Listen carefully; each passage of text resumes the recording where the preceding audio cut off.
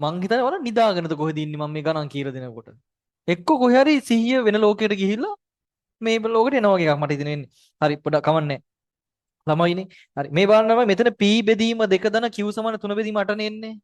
දැන් මේකට අහනවා මේක කොහෙන්ද ආවේ කියලා. පහළ වුණා එතනට. දැන් මේක කොහොමද මෙතනට ආවේ? 8ෙන් ಗುಣ කරලා. මෝඩ පැටව.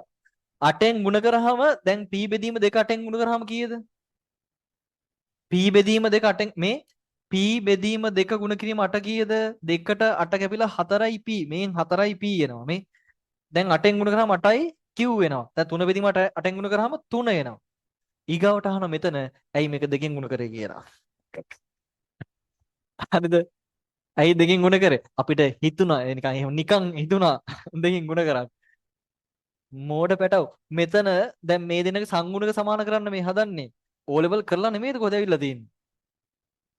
මේ ඕ ලෙවල් නේ ළමයි මේ. මං හිතන් ඉන්නේ ඔයාලට මේක පුළුවන් කියලා. දැන් සමගාමී සමීකරණ විසඳීම මං උගන්වන්න ඕනේ නෑනේ. ඒක ඕ ලෙවල් නේ. දැන් මෙතන ආවේ 4ක් පීදන 8ක් q සමානයි 3යි. මෙතන ආවේ ඍණ 2ක් පීදන q සමානයි ඍණ 29යි. දැන් p සංගුණක සමාන කරන්න මේ එකට එකතු කරනවා දෙක දෙකෙන් ගුණ කරලා. මේක දෙකෙන් ගුණ කරාම ඍණ 4ක් p නේ. මේක 2යි q. මේක ඍණ 58. ඒ දෙන්න එකතු කරා. හරිද? මම නෝන්ඩියක් දාලා කියලා දෙන. එතකොට මතක හිටින්නේ ගණන් ගන්න එපා තරහ වෙන්න එපා. තරහ වුණත් අවුලන්නේ. හරිද? කො කොල්ලෝ හරිද?